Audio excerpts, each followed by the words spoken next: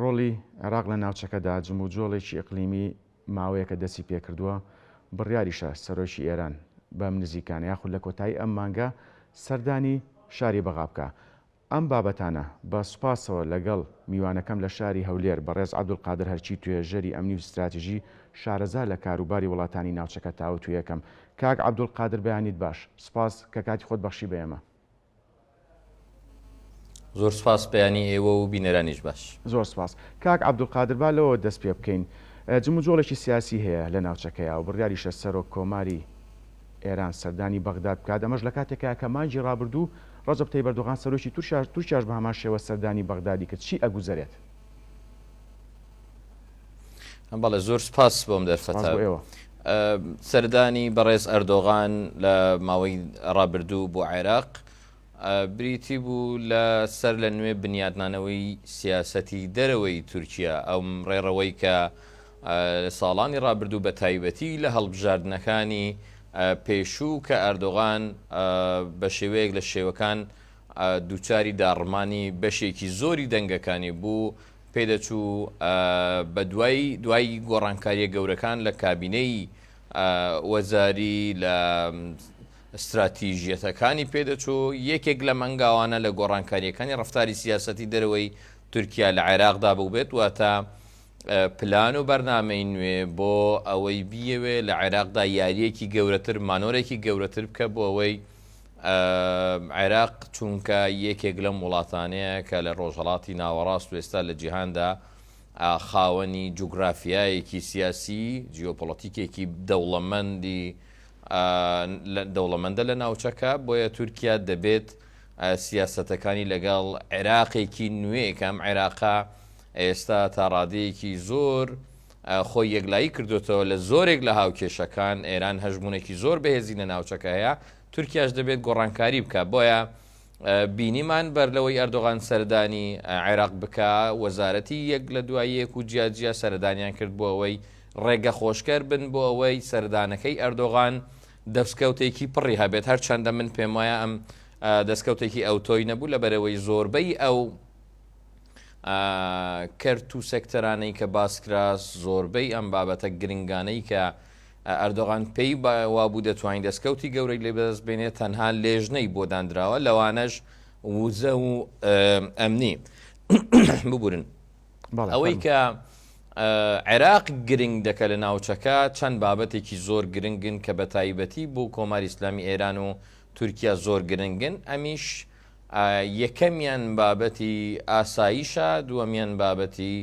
وزە سێمیان بابەتی بازرگانی و هەروە دواتر بابەتی ئەمنی دەزانین کە تورکیا لە ماوەی ساڵانی ڕابردوو چەند ئۆپراسیۆنێکی یەک لە دواییەکی لە هەرێمی کوردستان ئەنجام داوە زیاتر لە قوڵایی 30 بۆ 35 کیلومتر لە هەندێک شوێن تا 40 کیلومتر بۆ قوڵایی ئۆپراسیۆنی زەمینی ئەنجام داوە بۆ خۆیان باس لەوە دەکەن کە هاوکاری پاڵپشتی لۆجستی لە هەرێمی کوردستانەوە بە تایبەتی لە هەولێرەوە وەردەگرن ئەوەیان نەشاردۆتەوە دەستکەوتیان لەو ئۆپەراسیۆنانی کە ئەنجامیاندا و دەستکەوتی زۆر لاوازن بۆیە دەیانەوێ ئەم استراتیژیەتە بگۆڕن بۆەوەی کە بە پێدانی هەندێک ئیمتیازات بە عێراقێکی کەمێک بەهێزتر لە ئێستادا بەڵێ بەردەوام بە دەنگی من دەبیستن کاک عەبدولقادر وەک خۆت ئاماژەت پێیە لە میانی سەردانەکەی ڕەجەب تەیب ئەردۆغان بۆ بەغا چەندین یادداشتنامە و ڕێکەوتن ئیمزاکرا بەتایبەت لە بواری وزە ڕێکەوتنامەی ئەمنی ئاڵوگۆڕی بازرگانی بڕیاریشە کە سەرۆک کۆماری ئێران لە کۆتایی ئەم مانگە سەردانی بەغاکات بە هەمان شێوە ئاڵوگۆڕی بازرگانی و دۆسەی ئەمنی و پرسی ئاو تاوتێپا لێرەدا پرسیارەکەم بە دیاریکراوی ئەوەیە ئەمە پێی ناوترێ ڕکابەرێکی سیاسی یاخود ڕکابەرێک لە نێوان وڵاتانی ناوچەکە کە درچیان بەوە کردووە عێراق ڕۆڵی خۆی گەڕاوەتەوە بۆ ناوچەکە وەکو وڵاتێکی زلهێز لە ناوچەکەیە ئەکرێک یەکێک لە ئەگەرەکان بەهێزبوونی عێراق بێت لەم ڕوانەی کە جەنابتەوە باست کرد بەڵام ڕوەکەی تر و گرنگتر ئەوەیە کە لە دوای جەنگی ئوکرانیا و جیهانێک کە بەرەو فرەجەمسەری ئەڕوات زۆربەی ئەم وڵاتانە هەستیان بەوە کردووە کە لەم شێویەی کە لە نێوان یەک جەمسەری بۆ فرە جەمسەری دروست دەبێت لە جیهان و لە ناوچەکەدا ئەتوانن شوێنپەیەکی گەورەتر بۆ هەژمونی خۆیان لە ناوچەکەدا دروست بکەن. یەکێک لەوانە وەکو باسم کرد تورکیا، ئێران لە ماوەی ساڵانی ڕابردوودا نەیشواردۆتەوە کە قوڵای استراتیژی لە نێوان تاران بۆ دەریای ناوەڕاست، بە تایبەت لە دوای 7 ئۆکتۆبریش دەرچووە کە ئێران قوڵای استراتیژی زۆر فراوانتر و گرنگتریە. بۆ نمونە دەریای سوور، بابلمەندب، ئەفریقیا باس لە جەبەل و تاڕق کراوە، باز لە ئەمریکای باشوور کراوە، ئێستا باز لە گەروی ماڵاکا، زەریای هێمن، زەریای هند. ئەمە قوڵایی استراتیژەکانە. تورکیا هەستی بەوە کردووە کە لەم هاوکێشانە بە دوور کەوتۆتەوە، بۆیە هەوڵی ئەوەدا کە بیەوێ بە ڕێگەیەکی ئاشتیانەتر، چونکە باسک و هێزەکانی ئێران، پرۆکسیەکانی ئێران لە ناوچەکە بە شێوەیەک بەهێزن کە لەوانەیە تورکیا لە سووریا، تورکیا لە باکووری ئەفریقیا، تورکیا لە دەریای ناوەڕاست، تورکیا لە عێراق، تورکیا لە ئازەربایجان، تورکیا لە ئەرمینیا، هەموو ئەمانن لەوانەیە زۆر لە پاش بن لەو خۆ ئامادەکردنەی کە ئێران لە ماوەی 10 ساڵ و 15 ساڵی ڕابردوو خۆی ئامادە کردووە. بۆیە هەم گرنگی جیۆپۆلیتیکی عێراق، هەم عێراقی بەهێزی ئێستا، بەهێزتری ئێستا، هەمیش یەکلای بوونەوەی عێراق لەو بەرەی کە تێیدا یاریە کە ئێستا، هەمیش گرنگی عێراق لە پلانی جەمسەری ڕۆژهەڵات کە ڕێڕەوە ئابوووریەکان، ڕێڕەوە استراتیژیەکان، ڕێڕەوە ئەمنیەکان، هەموو ئەوانە بەنسبەت کۆماری ئیسلامی ئێران ئێستا حیاتین. تورکیا هەوڵی ئەوەدا بیەوێ بە کارتی ئاو، بە کارتی بازرگانی، بەم کارتانە بیەوێ ئیمتیازاتی جۆرا و جۆر لە عێراق وەرگرە کە بینیمان تەنانەت لە گرنگترین لەو فشارانەی کە خستبوویە سەر عێراق بۆ ئەوەی پەکەکە بە تیرۆریست بناسرێت، تەنها بە حزبێکی مەحزوور ناسێنرا. واتە ئەمە شکستێکی گەورەیە بۆی هاو ئاهەنگی لە ئەگەری بە تیرۆریست ناساندنی پەکەکە ئەبوو عێراق هاو ئاهەنگیەکی گەورە لە بواری لۆژستی، لە بواری حتا زەمینی و ئۆپەراسیۆنەکان هەمویان ئەبووە هاوکاریەکی گەورەی لەگەڵ سوپای تورکیا ئەنجام داوە. هەرێمیش ئەبووە پابند بێ بۆەوەی کە لە دژی پەکەکە ئۆپەراسیۆن ئەنجام بدا، بەڵام هەموو ئەمانە نەکرا. ئەوەی تر بابەتی وزە بوو کە هەناردەکردنی نەوتی هەرێمی کوردستان، دواتر غاز، دواتر بازاڕەکانی هەرێمی کوردستان و عێراق. ئێمە دەزانین تاکە دەواازەیەکی فەرمی لە نێوان عێراق و تورکیادا ئیبراهیم خەلیلەکە قەبارەی ئالوگۆڕی بازرگانی لە 16 بۆ 20 میلیارد دلارە. ئەمە بازاڕێکی ساختکردنەوەی هەموو کاڵایەکی ئەساسی و نائەساسی تورکیا لە هەرێمی کوردستانە کە تورکیا ئەمە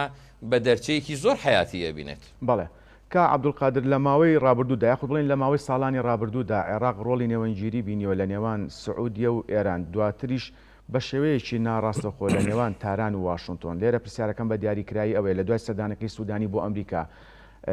سەرۆکوەزیرانی عێراق هیچ پەیامێکی لەو جۆرەی ئەبێ بۆ لێپسراوانی باڵای تاران؟ من پێم وایە بەڕێز سوودانی یەکێکە لەم کەناڵانەی کە ئێران و ئەمریکا خەریکن تێیدا گفتوگۆ دەکەن. کەناڵە ئەساسیەکان پێم وایە عمانە کە پێشینەیەکی دێرینی هەیە لە لایەنی سێمی گفتوگۆ بۆ نزیکردنەوەی ئێران و ئەمریکا. ئەزانین لە مێژوودا باس لە ئێران کۆنترا بابەتی مەکفارلین هەموو ئەمانە باس کراوە، بەڵام ئەوەی کە ئێستا جیاواز لەوە دەکە ئەوەیە کە ئێران ئێستا لە ناوچەکەدا بە قەدەرێک بەهێزترە کە ئەمریکا ناچارە نەتەنها عێراقیش بەکاربێنێ، بەڵکو لایەنی تریش هەن کە بیانەوێ بتوانن ئەم گفتوگۆی ئەنجام بدەن، ئەم پەیامبەریە لە نێوان ئێران و ئەمریکا بکەن. بەڵام ئەوەی کە ڕوون و ئاشکرا ئەوەیە کە ئەمریکا ئێستا لە ناوچەکەدا دەستی زۆر بەستراوەترە، بە تایبەتی دوای 7 ئۆکتۆبر بۆ هەنگاوە ئستراتیژەتەکانی تر لە ناوچەکەدا. بینیمان لە ماوەی 3 هەفتەی ڕابردوو کە کۆرێلا قائد قیادەی وەستا سندکامی ئەمریکی بانکێش کرابوو بۆ کۆمیتەی ئاسایش لە کۆنگرێسی ئەمریکا، باسی لەوە کرد کە ئەمریکا ئێستا لە ناوچەکەدا زۆر دەستی بەستراوەترە بۆ سەپاندنی ئەو ئاسایشەی کە بەدڵی ئەمریکا و ڕۆژاوایە. واتە گۆڕانکاریەکان زۆر گەورەترن بە تایبەتی لە دوای 7 ئۆکتۆبر و عێراقیش ئەم عێراقە نەماوە کە لە ساڵانی ڕابردوو بۆ نمونە لە دوای 2011 کە ئەمریکیەکان دەرچوون لە 2014دا ئەم پشێویەی کە دروست بوو داعش دروست بوویەوە عێراق بە مەمنوعیەتەوە سوپای ئەمریکای دووبارە بانگشت کرد ئاو پەیوانانی بانگشت کرد دواتر دیسان عێراقی خستە ژێر کاریگەری هەژمونی دەرەکی بەڵام لە ئێستادا بینین کە عێراق خەریکی دانانی پلانێکە بە هاو ئاهەنگی لەگەڵ ئەمریکیەکان و بینیشمان سوودانی لە ڕەفتاری سوودانی لە زمانی جەستەی سوودانی هەروە لە دەربڕینی ئەم ڕستانەی کە لە کۆشکی سپی لەگەڵ بە ڕێز بایدنە دەربڕی ئاماژە و گوزارشتە لە عێراقێکی بەهێزتر یاخود ئەگەر بە شێوەیەکی تر بڵن عێراقێکە کە تا ڕادەیەکی زۆر خۆی یەکلایی کردوتەوە لە بەرەی بەرگری و ناتوانین لەژێر هەژمونی ئێرانە دەربچێت. بەڵێ کاک عەبدولقادر ئاشکرایە لایەنەشیعەکان پێکەنەری سەرەکی حکوومەتی عێراقن لە ماوەی ڕابردوودا و بە ئێستاشەوە چەندی جار داوایان کردووە کە هێزەکانی هاوپەیمانان بە تایبەت ئەمریکا لە عێراق بخشێنەوە. پرسیارەکەم بە دیاریکراوی ئەوەیە دوێنێ حکوومەتی عێراق سەرۆکوەزیرانی عێراق داوای کرد کە یۆنامی لە ساڵی لە کۆتایی ساڵی 2025 لە عێراق بکشێتەوە. ئەم پرسە تازەیە هۆکارەکەی بۆ چێگەڕێنیتەوە؟ بەڵێ ئەمە دوا بە دوای ئەوەی کە وەکو باسم کرد دوا بە دوای بەهێزبوونی عێراق و یەکلایی بوونەوەی عێراق لە بەرەی بەرگریدا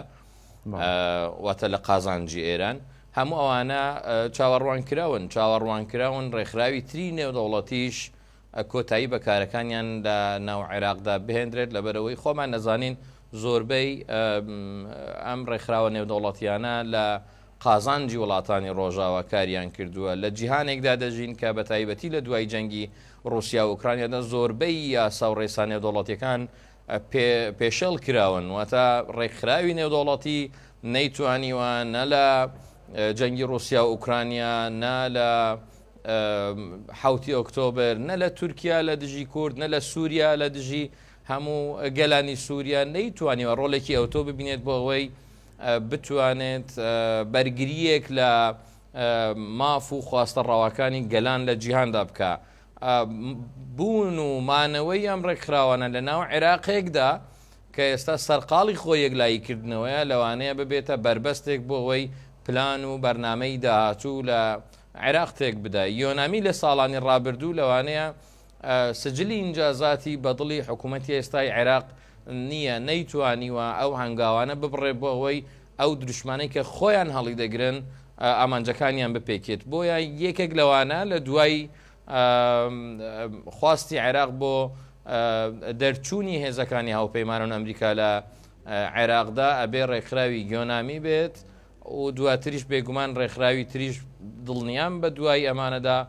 پلانی تر بەرنامەی تر و دید و بۆچوونی تری عێراق سەبارەت بە کۆی ڕێکخرا و من بابەتە نێودەوڵەتیانە هەیە. بەڵێ کە عەبدولقادر سەرباری پێگەی بەهێزی عێراق لە ناوچەکەدا بەڵام لەسەر بە چەند پرسێکی ناخۆیەوە عێراق ئەناڵێنە کە دیارترینیان تا ئێستا سەرۆکایەتی ئەنجومەنی نوێنەران سەرۆکی ئەنجومەنی نوێنەران یەکلایی نەکراوەتەوە. هۆکارەکەی بۆ چێگەڕێنیتەوە؟ ئەزانی عێراق خۆی وڵاتی ململانە و سیراعاتە ئاسان نییە عێراقێک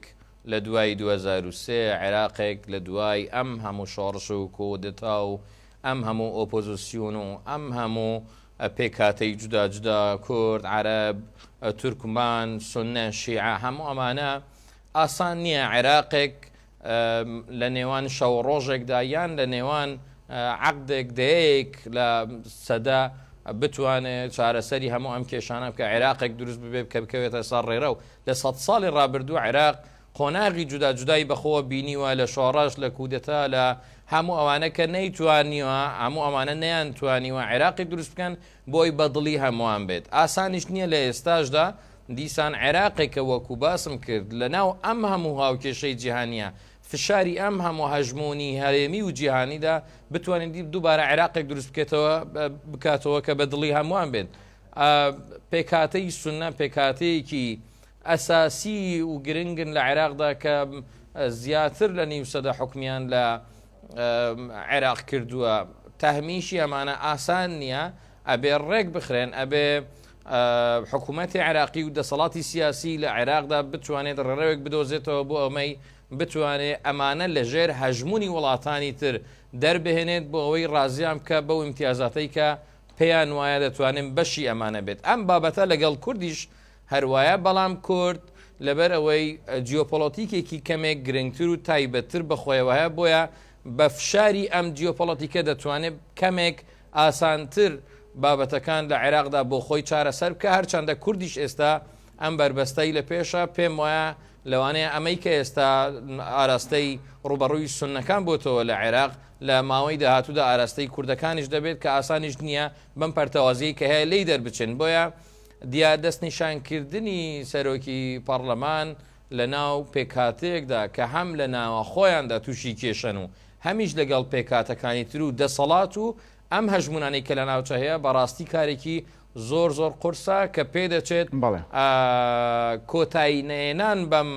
کێشانە لە عێراقدا خەریکە عێراق بەرە و کێشەی تریش دەبە بەڵام عێراق ئەم بابەتانەی بەخۆی بینیوە ساڵانێکی زۆرە ئەوەی گرنگە بۆ عێراقدا لە ئێستادا ئەم دەسەڵاتە دەسەڵاتی زۆرینەیە لە ژێر هەژمونێکی نێودەوڵەتی خۆی یەکلایی کردوێتەوە ناتوانێت یاری و مانۆری جیاواز بکە بۆیە من پێم وایە ئەم کێشەیە و کێشەکانی تریش ئەگەر بەرەوەیکی بگرێتەوە تا ڕادێکی زۆر لەوانەیە ئاسایی بێت بەڵام لەوانەیە بشتوانن چارەسەری بکەن بەڵام ئەگەر نەکرێت چارەسەر بکرێتم بێگومان بابەتی تر بابەتی کۆمیسیۆن بابەتی هەڵبژاردننی داهاتوو بابەتی ئەم تەحالفەی سیادەی کە پێشتر هەبوو شیعەکانی سادر کورد هەموو ئەوانە لەوانەیە دوارە بەرەوکی عێراق بگرێتەوە ئەوەی کە بۆ عێراق گرنگترە ئێستا ئەوەیە کە بتوانێت لە عێراق لە ئێستادا بە کەمترین زیان لەو هاوکێشەی کە هەیە بباتە دەرەوە بەڵێ کە عەبدولقادر پێشبین یەکرێت لەم داهاتوێکی نزیکە پرسی سەرۆکایەتی ئەنجومەنی نوێنەران یەکلای کرێتەوە کە ئەمەش لە کاتێکدا کە 30 ڕۆژی تر وەرزی یاسادانان لە ئەنجومەنی نوێنەران درێژ کراوەتەوە ئەزانی زۆر قورسە ناڵێم ئەوانە زۆر قورسە لەبەرەوەی تاڕادێکی زۆریش خودی عێراقیش دەسەڵاتی سیاسی لایەنە سیاسیەکان لە عێراقدا بەو شێوەیە بە گرنگی وەرناگرن هەرچەندە لە ڕووی یاساییەوە لە ڕووی سیاسیەوە لە ڕووی کارگەڕیەوە زۆر گرنگان بابەتە چارەسەر بکرێ بەڵام پێدەچێت عێراق و ناوچەکە بە گشتی بەرەو ئاگرێکی گەورەتر بەرەو قۆناغێکی سەختتر لە ململانەوە توندوتیژی هەنگاو بنێن ئۆپەراسیۆنی ڕەفاح لە غەزا ئەکرێ دەرچێک بێت بۆ گرگرتنی ناوچەکە بۆ گرگرتنی دەریای سوور بابلمەندە گەروی هۆرمۆز کە ئەمانە هەمووی عێراقی لێ بەدەر نییە ئەمە ئەکرێ بەرپەشدانەوە وەڵامدانەوە لە سووریا لە عێراقدا لە بەرامبەر ئیسرائیل لە ئوردن هەموو ئەمانە بێت بۆیە عێراق خەریکە خۆی بۆشتی گەورەتر ئاماداکە بۆیەش من پێم وایە ناپڕژێتە سەر ئەم بابەتانە ئەکرێ ئەم پرۆژە یاسایی کە لە پەرلەمان هەیە بۆەوەی ماوەی کاری کۆمسیاران درێژ بکرێتەوە لەوانەیە دەرچێک بدۆستنەوە بۆ ئەوەی ئەو بابەتە وەکو خۆی لەبەرەوەی پێیان وایە کە زیانێکی ئەوتۆ بە سیاست و کارگیری عێراق لە ئێستادا نەگەینە لەوانەیە دەرچێک بدۆستنەوە بۆی ئەوە بیهێڵنەوە یان بتوانن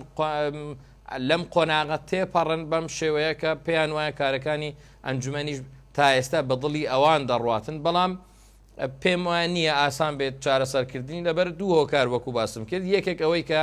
دەسەڵاتداران لە عێراقدا گرنگیەکی ئەوتۆی پێنادەن پێیان وایە بەبێ چارەسەرکردنی ئەم بابەتەش دۆخەکە بە دڵی ئەوانە ڕوای یەک دوام فشاری هەژمونی ناوچەیی تر هەیە بۆ چارەسەر نەکردنی بابەتەکە بۆ یەکلای نەبوونی بابەتە بۆ ئەوەی بیانەوێ پێکاتەی سونە و بەشێک لە شیعە و کوردیش بخەنە ژێر کاریگەری